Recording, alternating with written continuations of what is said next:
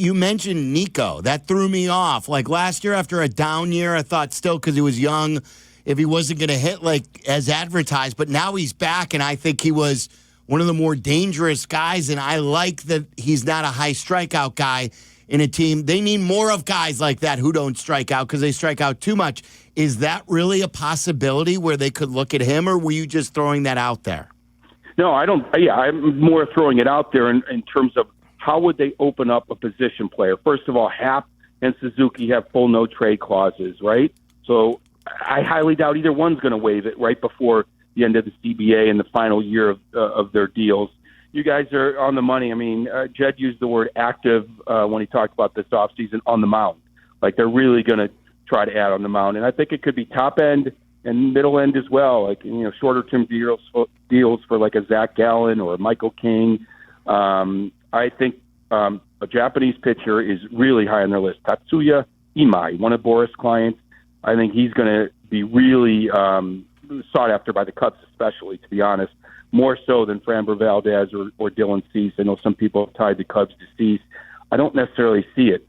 Boris wants max dollars for him, max dollars, plus he costs you a draft pick. So, yeah, top and middle end of the pitching market for sure. The question, of course, is then how do they replace Kyle Tucker, who's likely to walk, and maybe they do it different ways. Maybe they just add more pitching and defense, because I'm not sure they're going to replace them purely with one offensive player. You know, Ballesteros and Casey are going to get their run, but Tucker's a lot more proven than them. So it certainly looks like a pitching aggressive offseason for the Cubs. Am I nuts that if I'm given the choice of Alex Bregman or Bichette, I want Bichette? No. He's a little bit younger. That would be the main reason. Bregman's probably a better leader and tangibles and stuff like that, and Bregman probably has a few good years left in him. Bichette probably has more.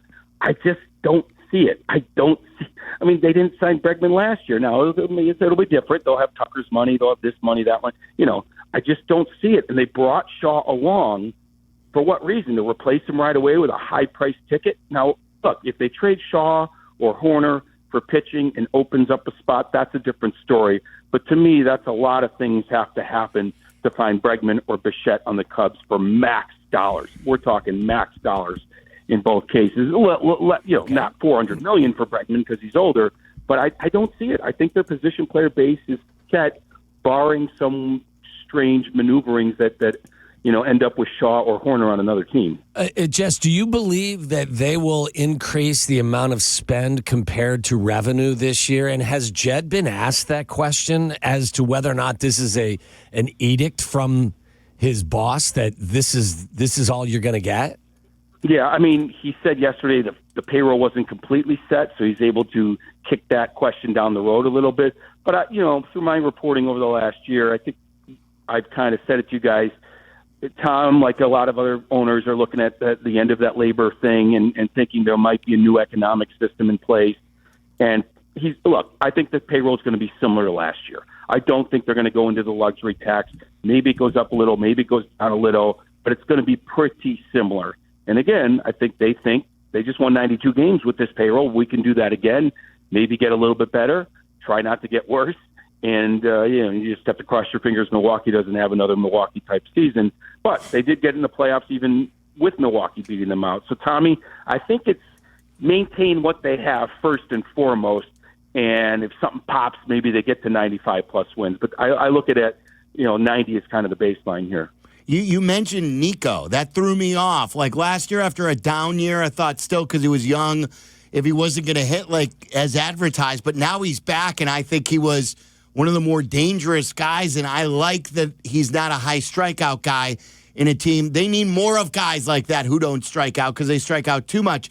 Is that really a possibility where they could look at him, or were you just throwing that out there? No, I don't. Yeah, I'm more throwing it out there in terms of how would they open up a position player. First of all, Happ and Suzuki have full no trade clauses, right?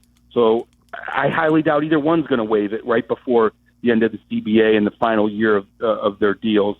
And so there's not a lot of openings. Horner doesn't have a full no trade. So if you moved him, there'd be an opening. I don't think so. Now, there's that thought, okay, he's got a year left. He just had a career year. Let's trade him at his peak, move Shaw to second, sign a third baseman. I can't say completely no to that. I don't think it's going to happen. I don't think they want to spend more on a 30-plus-year-old player, which would be Bregman. Bichette's a little different. So that's where even Jed has said most of our activity is going to be on the mound. That doesn't mean zero at the plate, but I just don't think the big moves are at the plate, barring a trade that I don't foresee coming. By the way, speaking of on the mound, did Cade Horton get jobbed in this NL Rookie of the Year vote? Well, I think he got jobbed in terms of the how far in second place he finished. Like, I really did think it'd be a closer vote. I understood some of the reasonings for the other guy, Drake Baldwin, getting some first place. I thought it'd be closer. So I'm going to say yes, he got jobbed in terms of it wasn't even that close. But I did think he was going to win. He was the betting favorite for the last month or so of the season. Tyler knows that more than anybody. And so I think some voters didn't recognize the second half he had and just looked at the entirety of his season. But I think what he did in helping the Cubs to the playoffs should have gotten some more credit. What are you hearing about the Sox? Are they going to be in free agency to try and up their payroll, or are they still going to be all about young players? Yeah, all about young players, adding a veteran to help them on the mound, like Martin Perez last year. Maybe a better Talkman type leader. That's it. Going to let the win total grow organically. They'll win as many games as their young players have grown from one season to the next. So it's really not pushing chips in to do some dramatic jump. Now they might make the jump on their own. It's not going to happen because of free agency. It's really, I've talked to Sox brass here. It's really about who's the right leaders to bring in here to help them. They'll do some stuff on bullpen, corner, outfield, starting rotation, but all with that in mind. It's more veterans to help lead the group. So, yeah, just kind of be patient, see if this thing grows on its own. Jess, are you already gauging the level of potential contentiousness between the players and the owners heading into this final season before the CBA goes away?